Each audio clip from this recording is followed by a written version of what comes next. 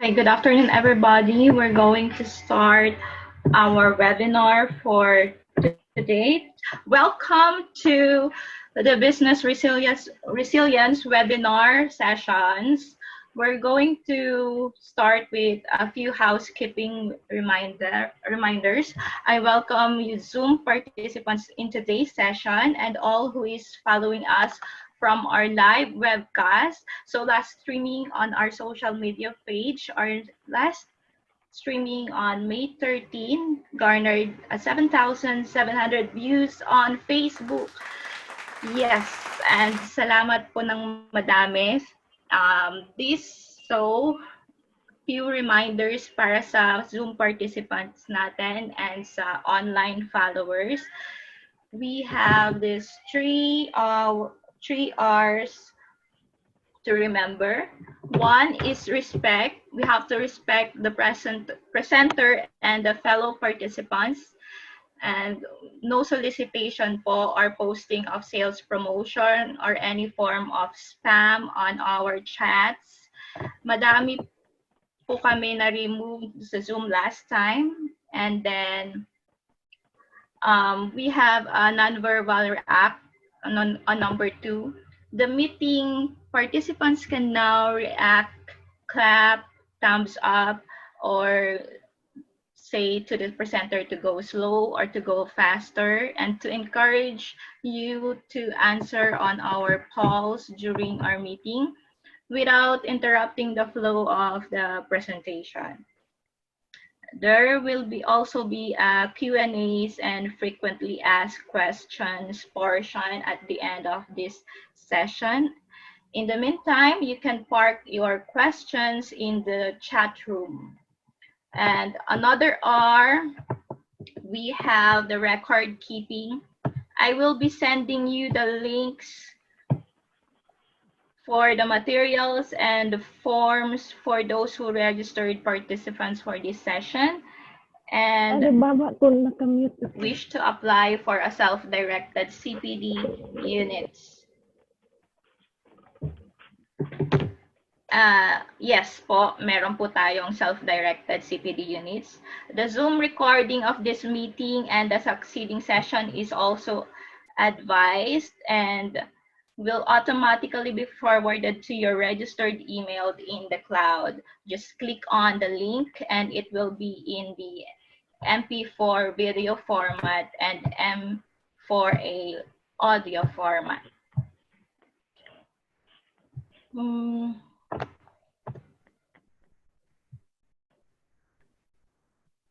Hold on. I think our speaker is already online. I will be hosting today's webinar series.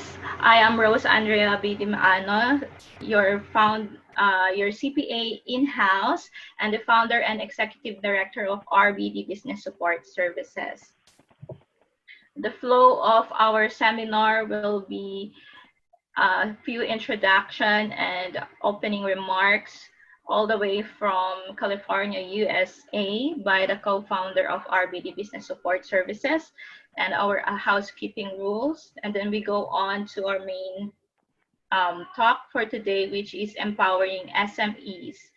And then we are going to open the floor for the Q&A and frequently asked questions after the speaker is done with their material.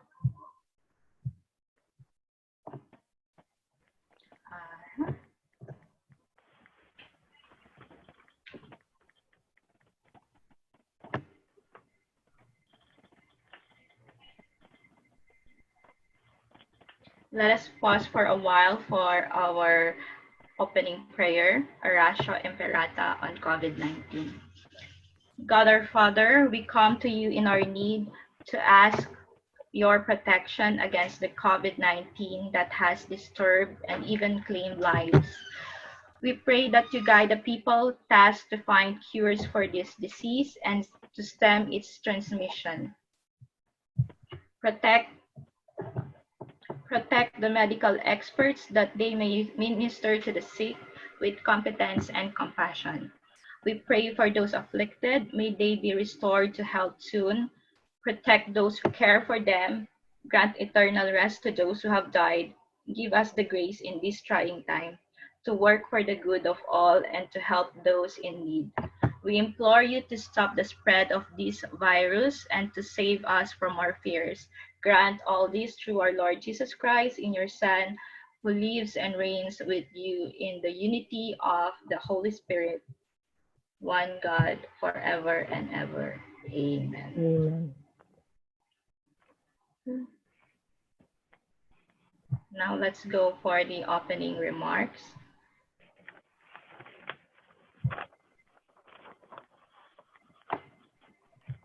Hello, everyone. Okay. Yes. Okay.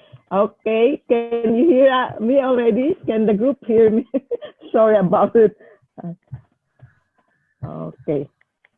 So, welcome to our BD Business Support Webinar Workshop Series. As one of our goals, the goal of RBD company is to be a resource or business partner, a resource partner of our clients, the business owners and entrepreneurs, the students, and our partners, either in partners in our business industry or partners in our profession. I know with our present situation, we are all aware that. So let us light up the torch for this webinar series. Let us call on all the way from California, USA. May we call on Rosemary Dimaano, the co-founder of RBD Business Support Services. Thank you, Ma'am, for gracing us with your presence and this remarks. Welcome, and thank you for taking the time to conduct this webinar.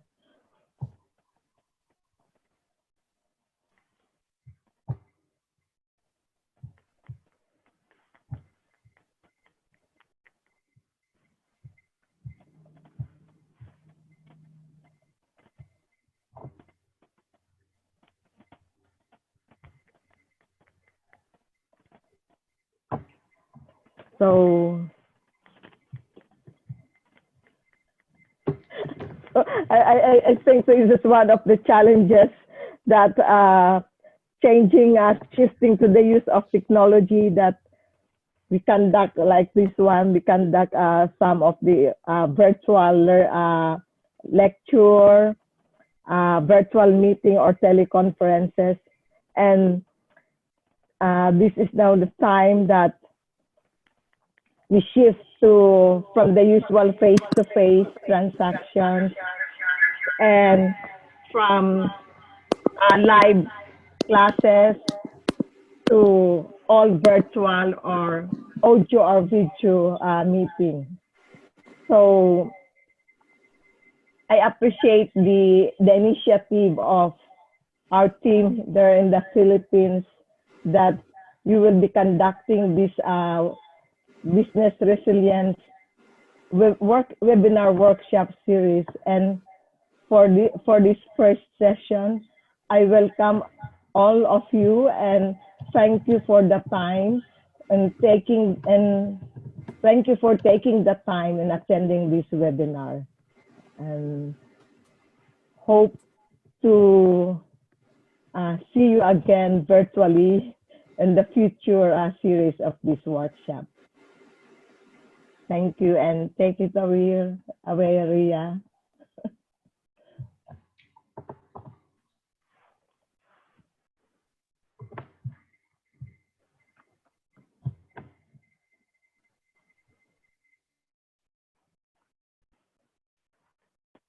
Okay, thank you, Miss Rosemary Dimaano. Mama, apologize for the technical disruptions. So, talking about disruptions, the business disruptions can impact the organizations of any size in any locations. So from the super typhoon, coronavirus pandemic to political turmoil, we need to look further down the line and acquire a new skill called resilience, just beyond the mere survival. The most recent and academic research suggests that there are three major areas that are key to enabling the companies not only to survive a downturn but turn the unfavorable conditions to their own advantage. So our ability to anticipate the possible future developments and create alternative action plans, the ability of a broad set of resources, and leveraging an external network of relationships. There's also an empirical evidence that shows that the organization that establish and leverage an external network are also more resilient to challenges and shocks. So a social network increases the transfer of knowledge and the dissemination of innovations. Furthermore, the collaboration among the organization within a network increases the resources that can be tapped and therefore the capacity of each individual company to respond. In RBD Business Support pre-COVID-19, we used to host a series of workshops where like-minded professionals, startup, small and medium enterprises can find a place where they can share and discuss ideas, the real issues and experiences while we are eating our skyflakes or drinking coffee. They are knowledge-based in nature and centered around a monthly theme. There is a unspoken trust within and company that is built, uh, also a community around each other. In times of pandemic like today, we are bringing this workshop online in this webinar series in the theme of business resilience, the new normal. It is most fitting that our first resource speaker is coincidentally the guest speaker who kickstarted our workshop back in 2018. He talked about tax reform for acceleration and inclusion. Let me call on Patrick Norman Meneses, the Vice President of Customer Support Specialist and one of the incorporator of RBD Business Support Services, to introduce more about our speaker. Hello. Hi. Hi, I'm Patrick Meneses.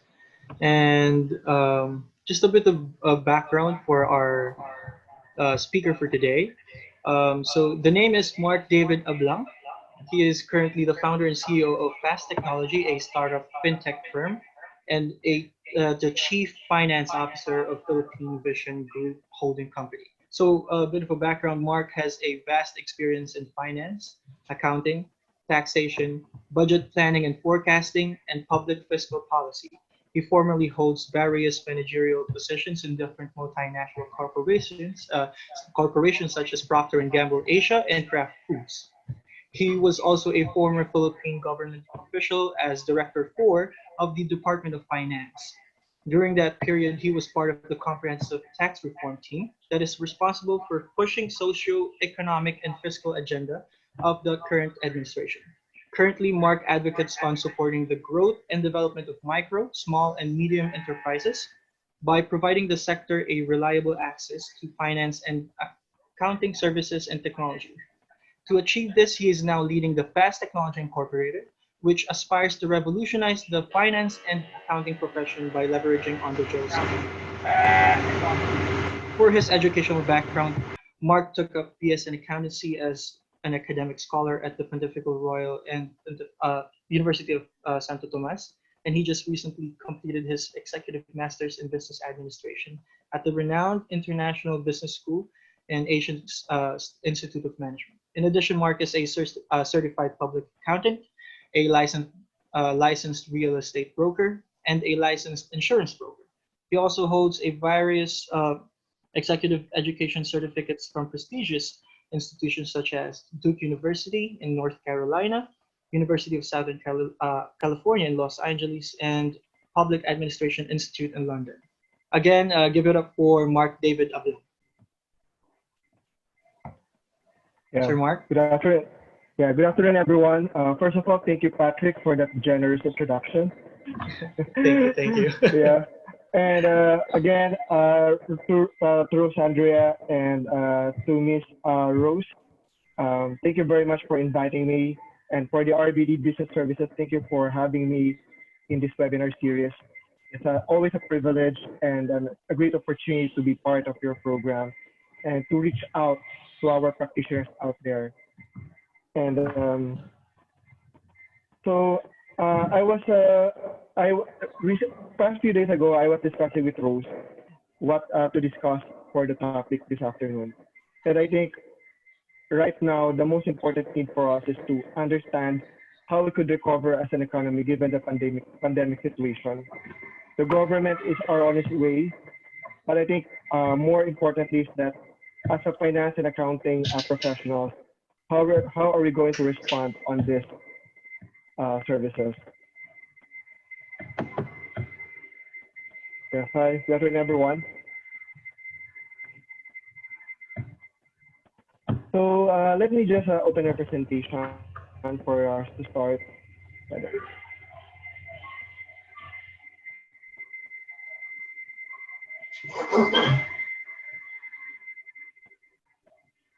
All right. Okay, again, all right. So this afternoon, our series is entitled Empowering MSMEs. So this afternoon, we want again to understand further how are we going. Right now, this is the sector, in terms of business sector, this is the most impacted or badly hit sector in our economy now as we speak. And since the pandemic started early mid-March until now, they are the most vulnerable as business sector in our in terms of in economic terms. So this afternoon, my goal is to partake or to have a deeper understanding of the role of the MSMEs, and as a finance and accounting professionals, how are we be able to help them grow or thrive in this pandemic situation. So, so, so I prepared some questions in the presentation. It's supposed to be a poll questions, but I understand it kind. I'm not sure if how we're going to answer it. So, oh yeah, there you go. So before we start, do you have a? We have a question here that how's quarantine life so far, given the current situation? So everyone could vote now. So they have 1 minute.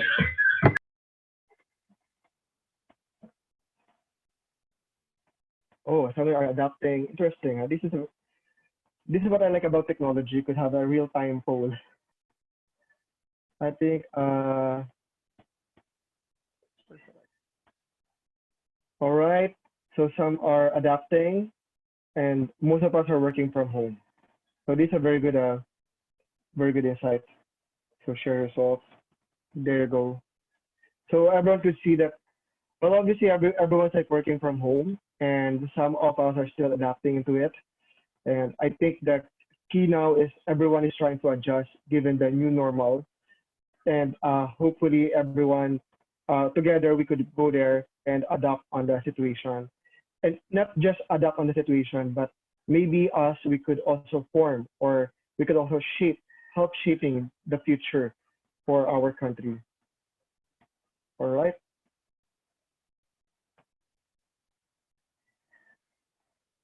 Okay. So there you go. Hold on. Let me just exit the poll.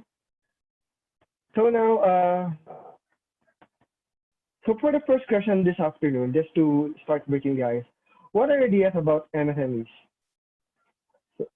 So could if everyone, you could feel free to chat whatever ideas that you have. You feel like sharing, or you could turn on your mute. Rose, can they unmute themselves or not? Rose, could they speak or not? Hindi, no? By the way.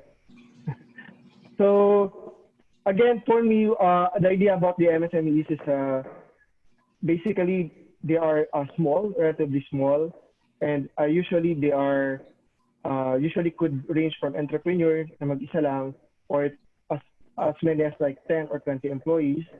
But at the same time, they are individuals who are independent contractual or consultant. Marami. There's a lot of MSCs that comes to mind. They could be a simple photographer or videographer for a particular occasion.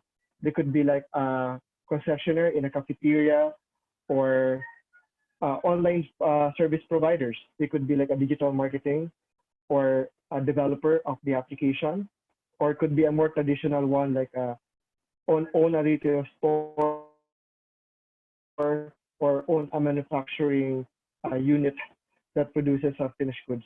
So a lot of things about MSMEs. And the listing that we know, MSMEs is very critical in our economic growth, which we will be discussing in few. All right. So for this presentation, I will be discussing the following: the overview of the Philippine economy, the Philippine proposed economic recovery plan, e-commerce in the Philippines, development of MSME sector, a role of finance and accountancy professionals in all of these things. And I would be also sharing more about my company, that we are starting up, practically business solutions for MSMEs. And again, we will conclude the presentation. And of course, the question and answer portion as shared by Rose earlier. All right. So Philippine economy, before the COVID, Philippines has one of the outstanding growth performance for developing countries in Asia. This is according to World Bank. And our key economic drivers include solid fundamentals, competitive workforce, and stable job market. One of the advantages of the Philippines is that we have a very strong young demographics. That's actually most of them could read and write, could speak in English, and most of them are like graduates or at least at college level or undergraduate level. And in terms of basic knowledge, we have the strong fundamentals. That's why that is one of the driving force that actually keeps our economy afloat. And similar to other countries, the Philippines is poised to undergo tremendous growth in e-commerce industry over the next few years. I highlighted the e-commerce because now more than ever, Philippines economy would be relying on the electronic commerce and to solidify that, because of the ongoing COVID-19 pandemic, it is very obvious that we need to rely on electronic commerce faster than we expected it to be before. And Philippine economy, this is a good news for everyone. According to our officials, to our economic team, Philippine economy has a strong economic fundamentals and high reserves to withstand COVID-19 pandemic crisis. And this is actually a very comforting information from our government. However, we still understand that the government needs to still generate revenue in terms of taxes for them to keep afloat. But at least now we know that we have a very strong fundamentals in the shock that's going on right now in our country. And to share more, what I mentioned earlier is about pre-COVID-19 situation. So now, what happened to our economy on Q1 given the pandemic crisis? So recently, the Philippine government or NEDA or PSA released the Q1 economic GDP growth rate. And I think most of you now aware that our economy contracted during the Q1 of 2020 due to COVID. So the Philippine GDP contracted by 0.2% in Q1 2020. So it means that the decline in GDP. Most 0.4% is coming from agriculture, fishery, and forestry. And the biggest hit is also coming from industry or manufacturing, which is they contracted by 3%. This is very obvious because, as we all know, starting March, all of the plants have started to close down immediately or abruptly because of the situation. And technically, the quarter one of the year is really a lean quarter for the economy after the busy season of the quarter four from previous year. However, it is very interesting to see that our services industry grew by 1.4%. That's actually the growth from the service sector practically or almost negated the contraction. And because of the growth on the service sector, our economy just contracted by 2%. If our services grew by maybe at least 0.3 or 0.4% more, they could have actually zero out or make the GDP growth at flat level or zero contraction rate. So this is a very interesting information.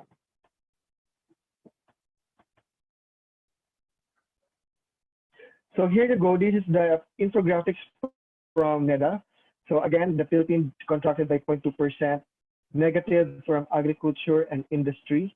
Industry is the severely most impacted by COVID, and service industry, however, manages to have a positive growth. And of course, in terms of expenditure, we are seeing government fiscal spending to be the highest because this is the most moment that our government is really spending more than what they expected it to be, not just for infrastructure now, but on the health sector to respond in the current situation. So now here, what do you want to do after ECQ or GCQ? So actually, this is meant to be a poll question. So I'm not sure how could we answer it. Maybe you could share to us what is your answer later on. But personally, I'm telling my folks here in the house, because it's summer, I set up mag-swimming, I set up to go to a beach, and especially in Sorsogon. I remember that one day that Rose and the team tour us so I miss the sun, I miss the sand and the beach, but of course we need to respect the ECQ and GCQ guidelines that we need to stay at home most of the time and to help in our controlling this virus. So yun guys, if you have any thoughts on what to do after ECQ, feel free to share in the comment section after this webinar. So moving on. So the good thing is that our government has a proposed economic recovery plan.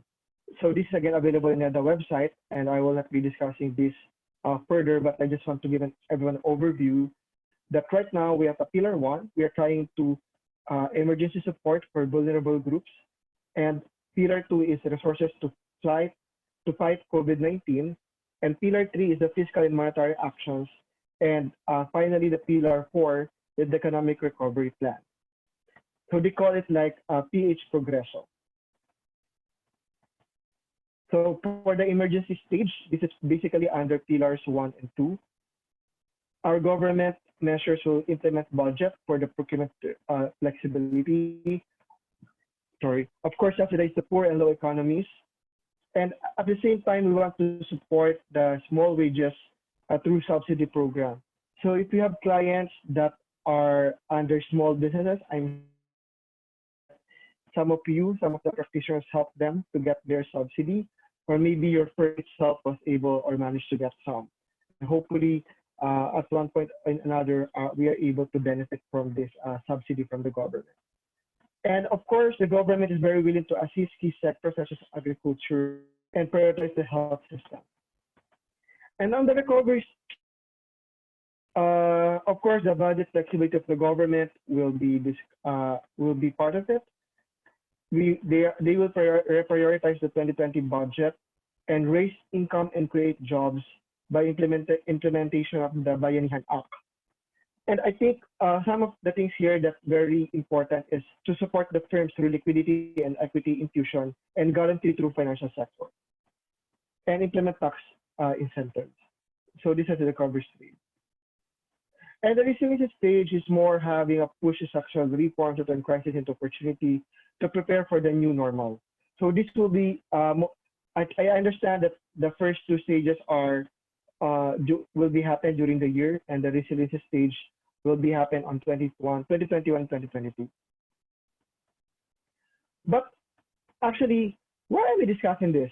I'm not really here to discuss the recovery plan of the government, but as a practitioner, it is very important for us to have that working knowledge or idea on what's the government plan for us to recover. Because as a practitioner or as an accountant or finance professional, it is important for us to understand and for us to adapt on the ongoing change so that we could be a good partner of the government, especially for the MSMEs. So this is very important for us to know.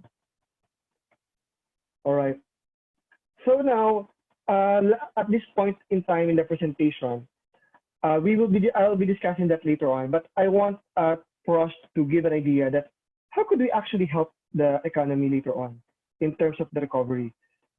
I'm trying to review the recovery plan, and I'm thinking, so what exactly yung gagawin ng mga finance and accountants to help recover? Though it was not really mentioned directly in the recovery plan, but obviously on some areas, we could actually help our entrepreneurs or MSMEs to recover. That's why the title of my series is about empowering MSMEs, and I'll be discussing that later on, how could help them to empower them further.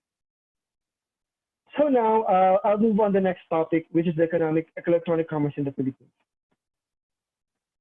So now, given the pandemic situation, e-commerce is more important now in our economy to survive, whether we like it or not. Again, Philippine Statistics Authority defined e-commerce as the selling of products and services over electronic systems, such as internet protocol-based network and other computer networks. So it's basically buying and selling using online system. That will qualify as e-commerce according to PSA, no matter how simple or how complex your transactions are. Again, from a global digital report, Philippines is the world's heaviest internet users. So just imagine a third world country or a developing country to be being the world's heaviest internet user. And for me, that's an achievement by itself. And again, the surge of internet is in the advent of smartphones. Mainly Filipinos use smartphones. 67% of our populations are mobile internet users and mobile users. So meaning 6 out of 10 Filipinos has their own smartphones to use. And that's because of the free data or Wi-Fi, they could access the internet because of that. According to PayPal, social media channels are no longer just networking platforms, but have become digital marketplaces. Meaning, before we go to online, because we want to connect with people, we want to chat, we want to check what they're doing, what's happening on their lives. But now it's different. We are now using social media to pay bills, to book our Grab, to transfer our money, to transfer our payments, or even to purchase food. So now it's no longer just a networking, but it's now something to do with money transfer or cash transactions. So just imagine the evolution of e-commerce. And transactions using cards rose year on year, mainly due to the rise of e-commerce and digital purchase. Because most of the digital platform requires electronic purchases, such as using credit cards. So now, and also more banks are making the cards accessible, credit cards and debit cards alike. If you will see a lot of promotions in the social media for you to apply credit cards or debit cards, and just in 3 or 5 days, you could have your new credit card.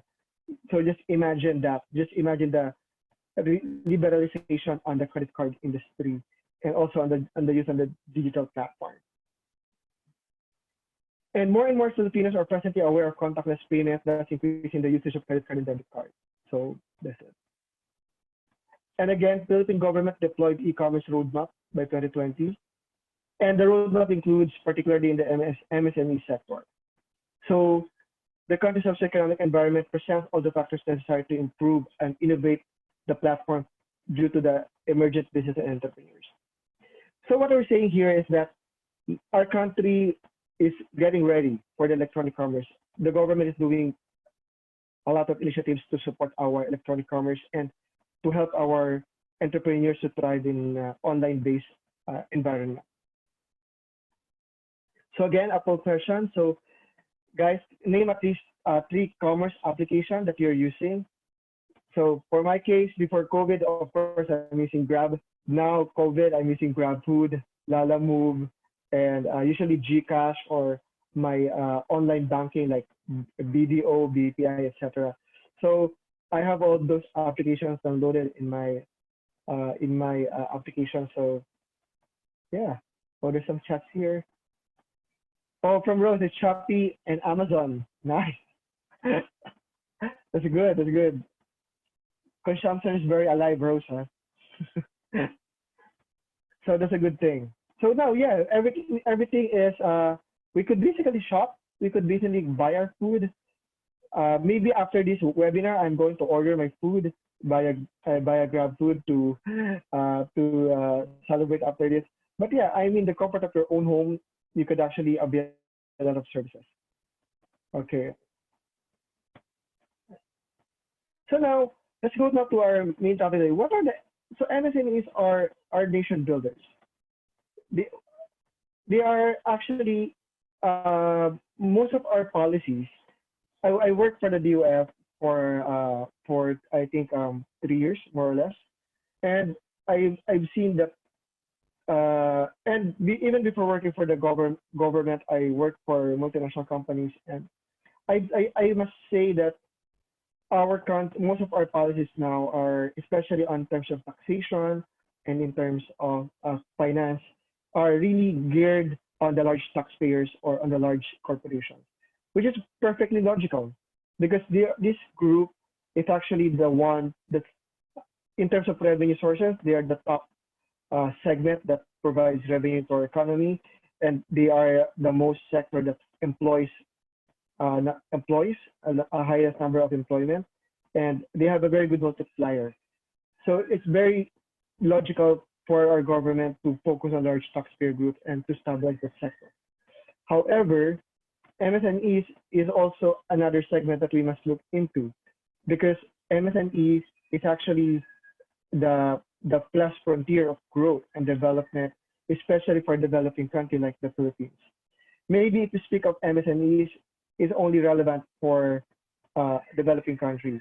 It is somehow unheard for developed countries like in Europe or in North America. So now let's go further. Let's understand further what are the entrepreneurs or MSMEs background.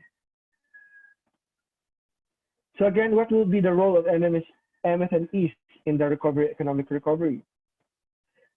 For me, number one, I think this will help us survive. For honestly, MSMEs will help us survive the economy because they will be the one, immediately they will be the one to mobilize our goods and services. And at the same time, they will try to innovate and to thrive on the environment. They will try to identify, because they are small, they're more agile to shift to another business segment or to another business activities. And they will be able to provide whatever we need now in the new normal. But unfortunately, some of them will should need to stop or need to stop operations because their business model or their products are no longer relevant given the new normal. But I'm sure with right research and ideas, they could eventually move or shift to another sector under the new normal. So there will be a lot of roles that they will be playing, and that's why we're here and try to understand that. So again, micro and small, medium enterprises is the lifeblood of the most economies. And Executive Order number 50, it tells us this is the development plan of the Philippines, which tells about the MSMEs. And according to the President Duterte, this will ensure further empowerment of rising entrepreneurs that will create globally competitive MSMEs that are regionally integrated, resilient, and sustainable and innovative. So wow, actually when I'm reading this, it's a very great vision for our MSMEs. We don't just want them to survive. We want them to thrive in a globally competitive environment. And it's a very good vision, I must say. And they are integrated in regionally, meaning maybe across the Philippines or across the ASEAN region, and sustainable and innovative. innovative being embracing new technology and new form of services or products for everyone. And again, another trivia or another fact is that 99.5% of our establishments are MSMEs. So the 0.5% is obviously the large tax group, but the rest of the establishments, 99% or close to 100 or 99.5 to the exact, are falls under the micro, small, medium enterprises category. So just imagine that. Just imagine the volume that we're talking here. And according to DTI also, they employ 5.7 million workers. So this is really significant. This is really significant to look into. So another pop quiz. What are the criteria to consider MSMEs? Yeah, any guess? Let's check the chat room. Oh yeah, earlier for Angelica's grab in online banking. Any ideas what are the criteria to be considered in terms of employees and in terms of assets? Just to give you some clue.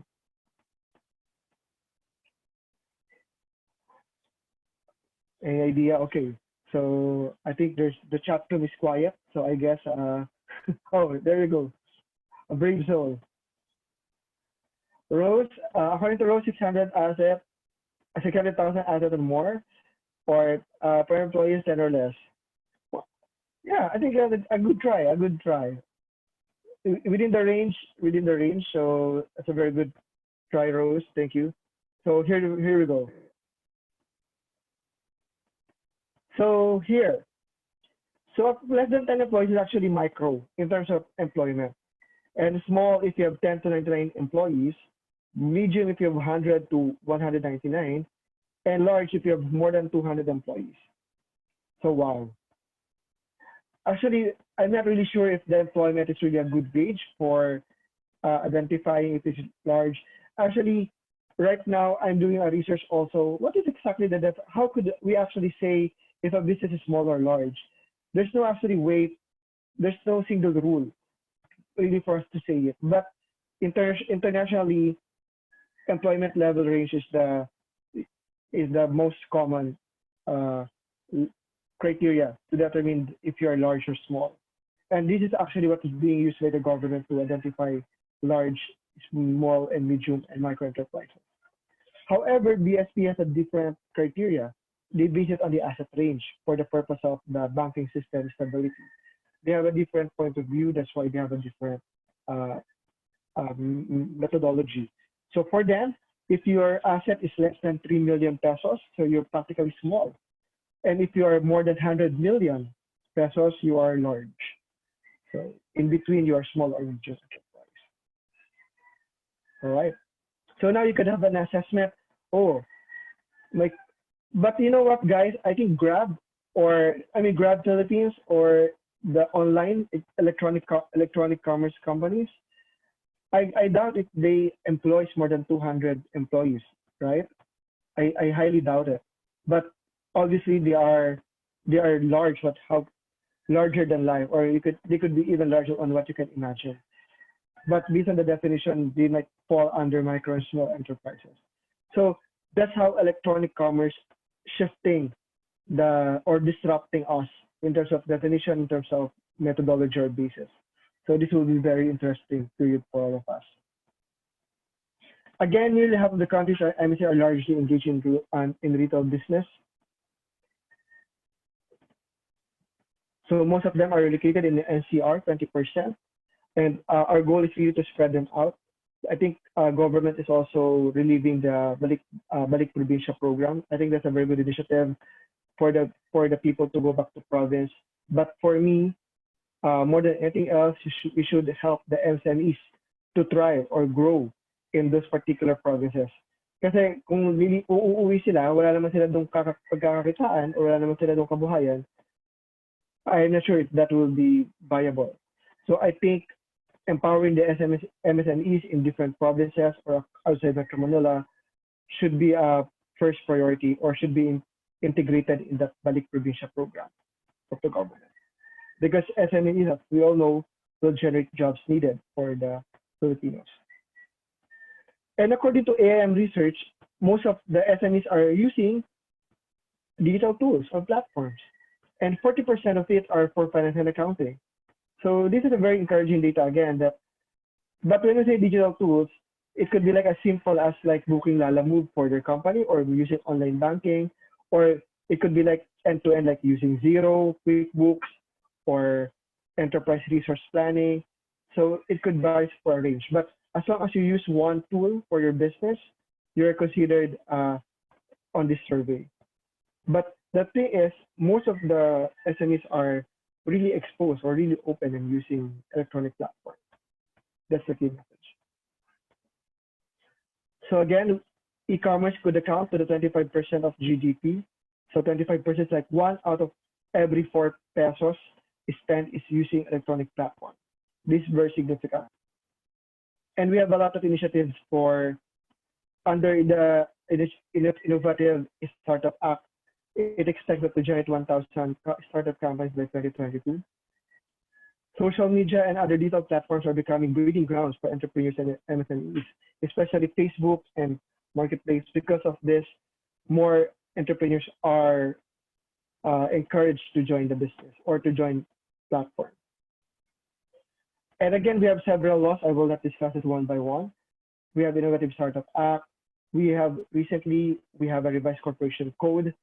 Now, just being alone, you can now start your own company, one-person corporation, right? So I'm sure if you're a practitioner, you're encountering a lot of questions about it. And Train Law, which I'm proud to be part of, we practically simplify most of the administrative requirements in filing tax returns and even more. And Barangay Micro Business Enterprise Act and Magna Carta for Small Business Enterprises. These are like old laws that's out there. But the point is the government is really pushing more laws. On top of this is the roadmap. Wala pa dito yung roadmap. But imagine that all of these are, I would say that it is not, I appreciate that the government is pushing all of these reforms, but I believe that there still needs more to be done. But this is a great start altogether. This is a great beginning for our MSMEs.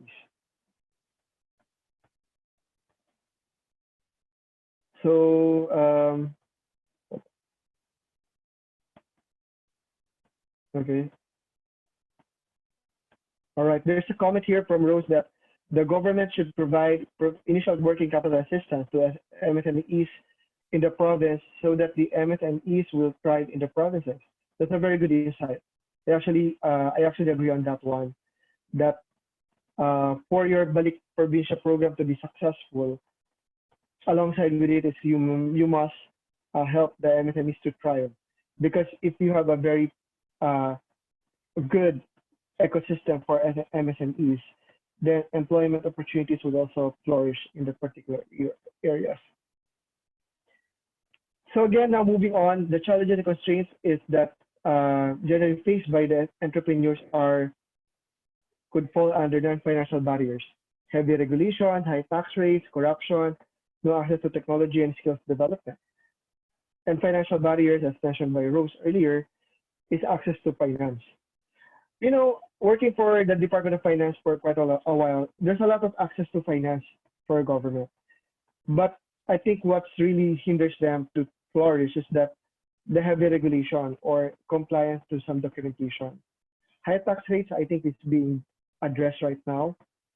They're trying to lower down the corporate income tax rates, and also the individual tax rates were already lowered down under Train Law. The individual tax were lowered down, but now what we're talking here is the corporation rate, tax rate. They're also trying to lower it down to 20% if the Create Law will be passed this Congress.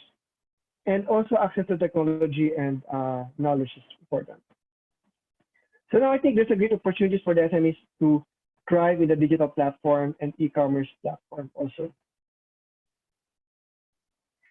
So now let's move on. So again, those are the challenges, right?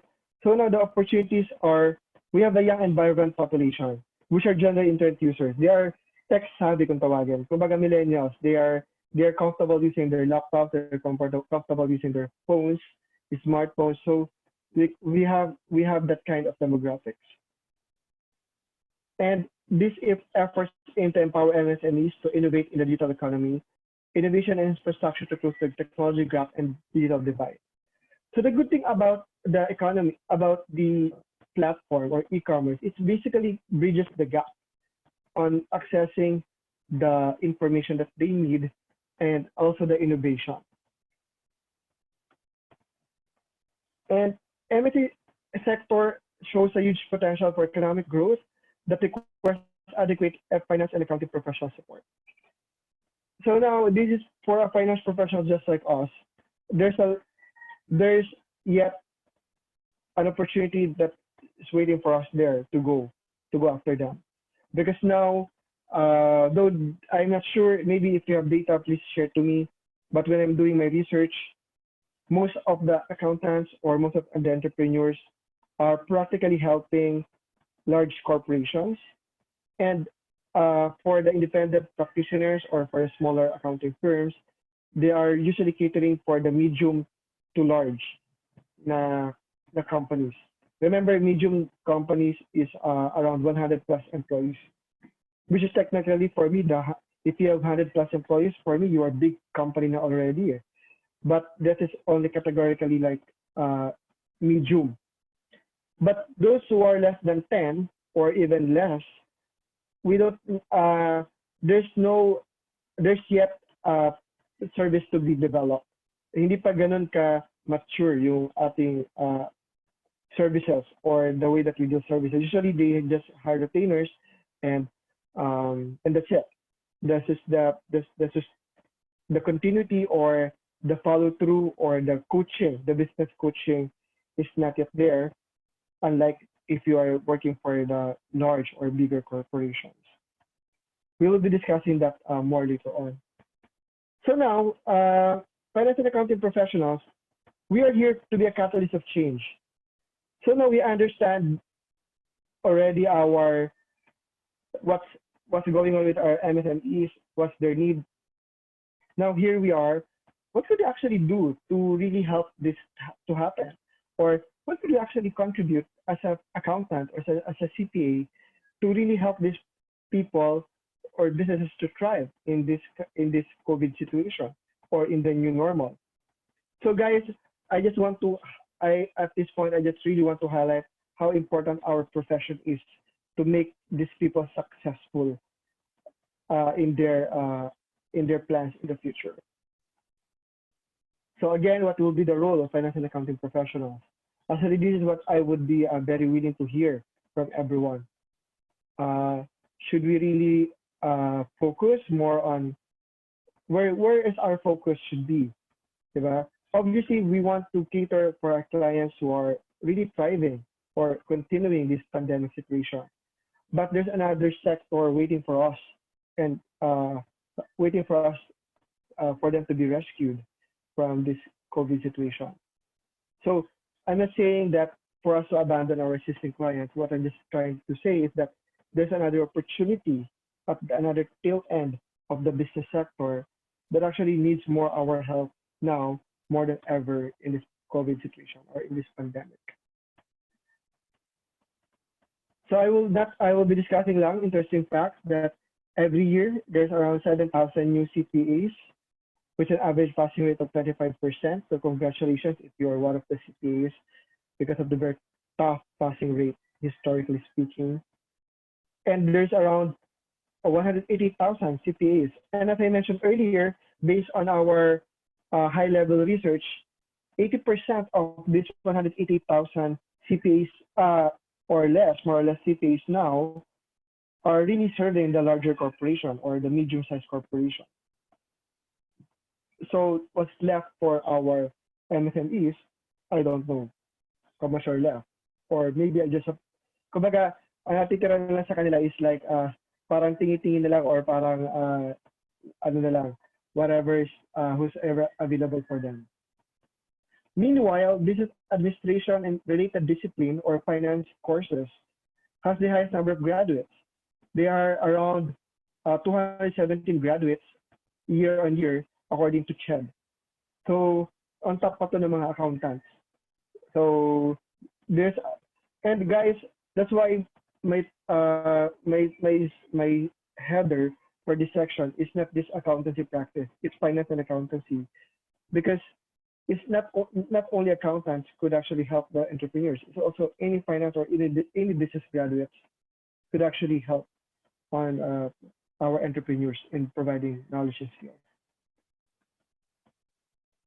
So according to DOLE, it estimated that the demand for accountants will increase simultaneously with the increase in economic growth, provide support to the noble entrepreneurs and MSMEs, providing effective platform to engage in the finance and accounting practitioner. And also, we want to create a rewarding and progressive career options for finance and practitioners. So we are basically dealing here with two paradox. We want to help MSMEs, right? Which is obviously we all know that in terms of profitability are not that much compared to large corporations. At the same time, we want it to be rewarding career opportunities for our finance practitioners.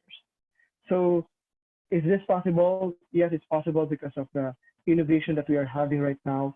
It's now a breakthrough. Rather than doing it traditionally, you transition to more technology-based platform and on a different way to do things.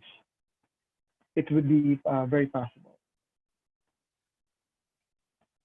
So now I will not be discussing, I will just go through on this survey very quickly. This is a survey from AIM. Again, most of the, if you ask an MSMEs, what is the top service that you need? Most of them will reply tax services, 92%, followed by 50% of them will say consulting services regarding bookkeeping and financial reporting. And next is the independent audit services or the financial reporting.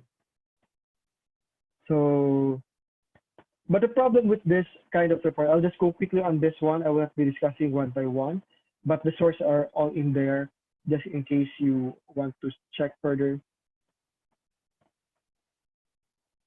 So before I move on, what I'm just saying on this slide is that sometimes the entrepreneurs or MSMEs, they just know they have a limited knowledge of the services that they need.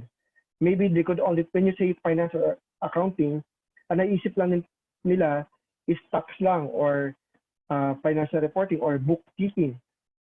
Yun lang siguro, or DTI.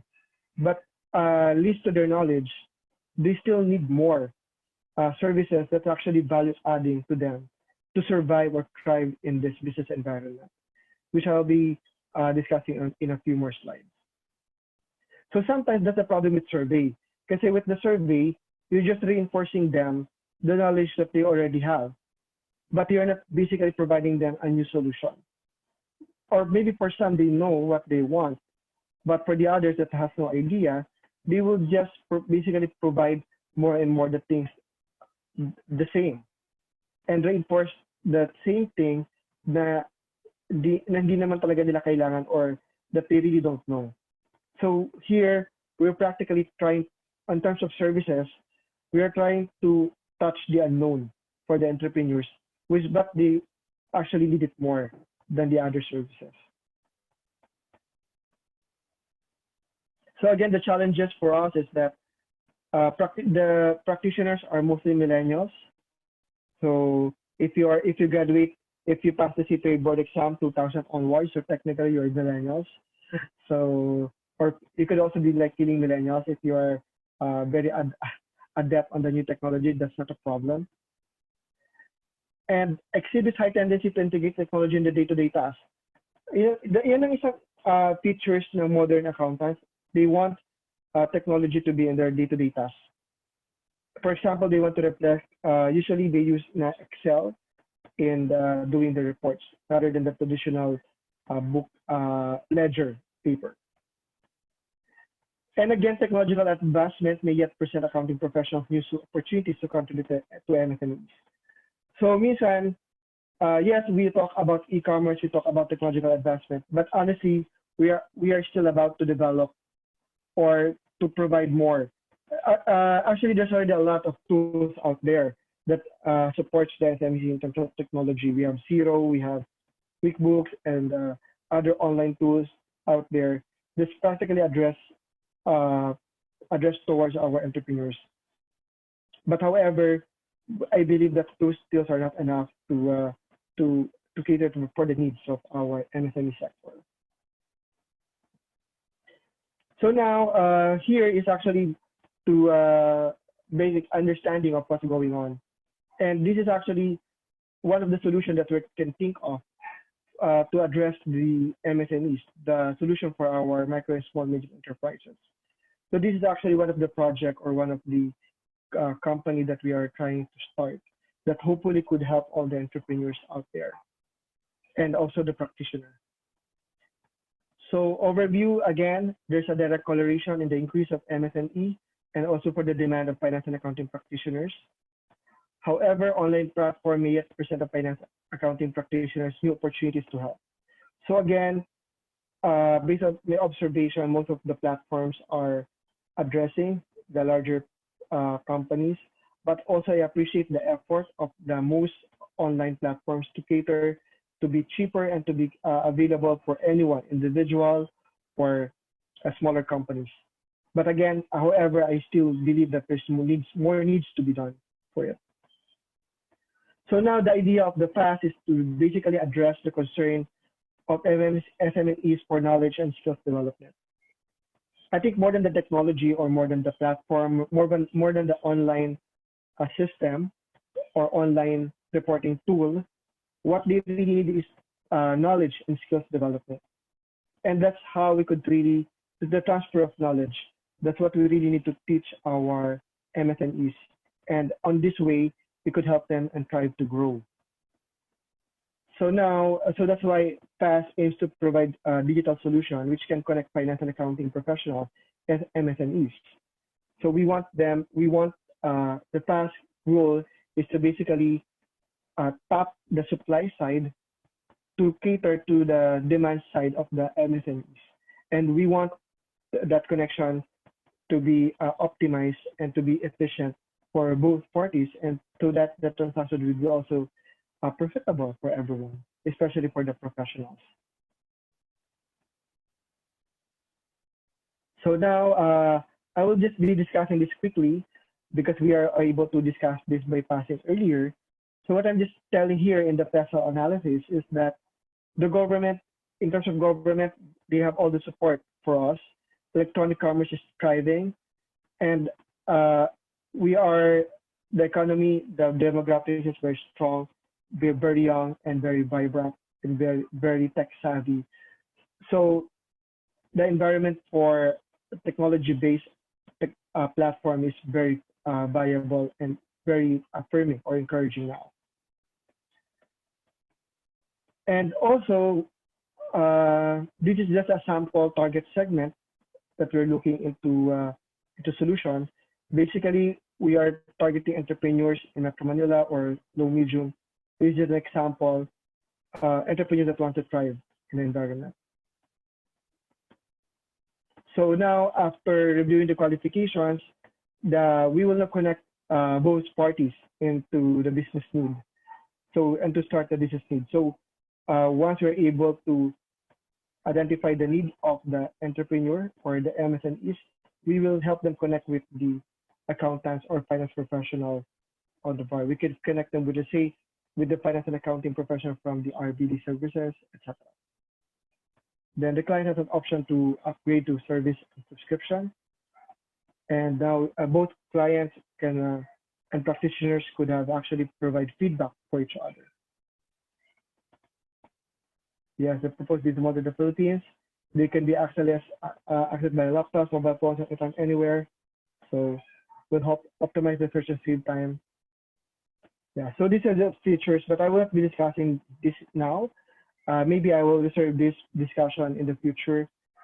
But so yeah, I think this is one of the interesting facts that I want to share to everyone for us to understand more our entrepreneurs and how could we actually help them more. So this is actually the life cycle of every entrepreneur. So the stage 1 is the seed development. So this is where they garner the advice and opinion. Ito yung stage na wala pa sila talagang business. They're just starting. Nagbe-brainstorm pa sila. They're discussing with partners, etc. Then after nila mag-decide, once they're finally decided, that's the time that they start up. They thoroughly canvas and tested ideas. So they actually move into actual incorporation and actually start the business. And hopefully they will thrive. Hopefully they will generate income. Then they will move to the next stage, which is the growth establishment. So this is the part that they generate consistent income after few losses. So now when they reach this age and somehow matures, they will think of expansion. So they want to broaden the horizon. Expansions could be like have more services, geographically expand, or go out from the Philippines, have more products, or target more customer segment, etc., etc. But basically going out from your initial segment. And lastly is that if you want to exit or scale up, you want to sell your company or venture into another else or basically move to the next level or grow further. So that is the maturity of possible exit. So now, so this the source of the article. So now, what we're saying is that each stage of the entrepreneur, they have certain needs and they have a specific description. So the services that we are offering is based on, I think the service that we must offer. I'm talking here not just a pass, but as generic practitioner. We could make it more diagnostic approach on providing services to our entrepreneurs or MSMEs, depending on their life stage, rather than having like a category of, let's say, finance, tax, audit, internal controls, etc. Those are all needed. So don't take me wrong. But this is another way of seeing the services for our entrepreneurs. So, for example, for the stage 1, you could offer project feasibility study, business registration and compliance, which include taxation, the startup, financial reporting analysis. This could include your bookkeeping, such as Xero or QuickBooks, but they also need business planning, budgeting, and forecasting. Then if they're growing on stage 3, we could offer them like ERP planning and balance scorecard implementation. So, etc. and etc. So this is the type of services that we are proposing to cater. For us, this is we are sharing this to you. These are the services that we think needed for each stage of the accountant. And actually at Impasse, you could actually help us to deliver this service to the entrepreneurs. And we could actually help your firm to connect with the entrepreneurs and provide the services to them. So again, I will not be discussing this further on this presentation. You could have at least another one. But basically, PAS stands for the Finance and Accounting Services Technology. This is actually part of my capstone for my executive MBA degree. And a technological platform that propels MSME growth. This is really about MSMEs. The FAS is really about giving skills and knowledge to our micro, small, medium enterprises, empowering them. Then we also want to revolutionize the finance and accountancy profession. So everyone could participate in our platform. Accountants, independent accountants, part-time professional, full-time professional accounting firms, they could join here. Do you want to? And of course, we want this para naman sa mga accountants or sa mga professionals, we want them to have a rewarding and flexible career options. Sorry. So yeah, so this is just like, I will not be discussing this more here, but what I'm saying is that we also want people to match our entrepreneurs in terms of knowledge and skills. So again, for conclusion is that our main objective is basically we want to enhance the skills and development and technological adaptability of our MSME sector. So at the end of the day, we want them to grow further by giving them enough skills and technology adaptability. So it's basically like a business coaching. And we also want to revolutionize the finance and accounting profession by being more agile and technology based. We want the one advantage of technology is that it provides least cost. That's why at technology you could provide a cheaper price that our MSME could afford. But again, a platform is just a platform. So garbage in, garbage in, garbage out pa rin. If we are not able to develop their skills, or if there's no fully equipped accountants or finance professionals to help them, they will be able to maximize the technology or the platform. And again, at PAS, we aim to provide win-win solution and technology-driven platform to provide opportunities for our SMEs in terms of skill and knowledge, and at the same time, a rewarding career for our practitioners. So, yeah. So actually, I said that's actually my presentation for this afternoon, and yeah, we could. Yep. Thank you very much. Thank you, Mark.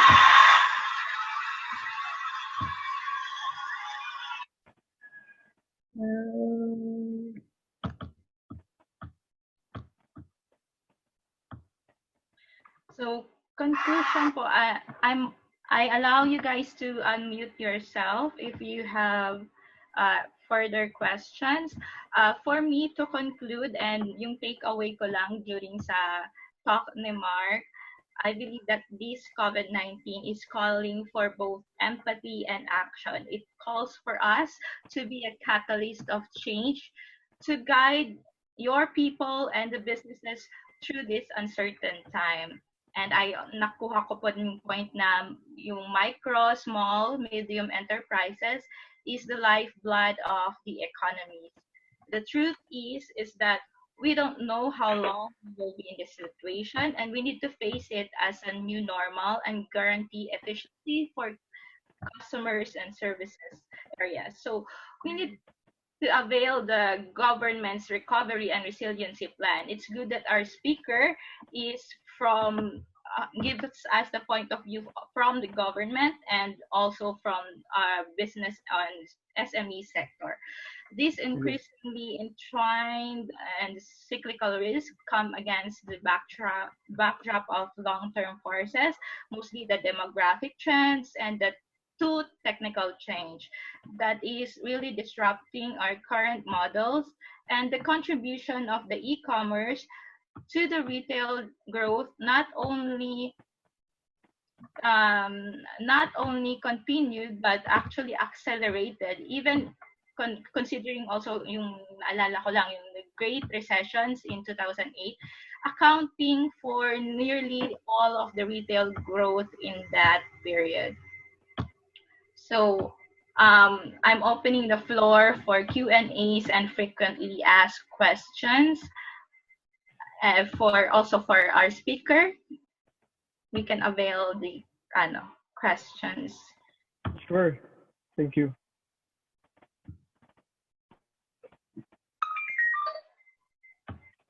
Merong actually mga questions from the live webcast, which is nasagot mo na din during your talk, yung how can they improve and maintain the business continuity whether or not we are hit by another peak. So what can businesses learn post COVID-19? So I think some of it was discussed already during your talk. Sa ating mga participants, do you have any questions?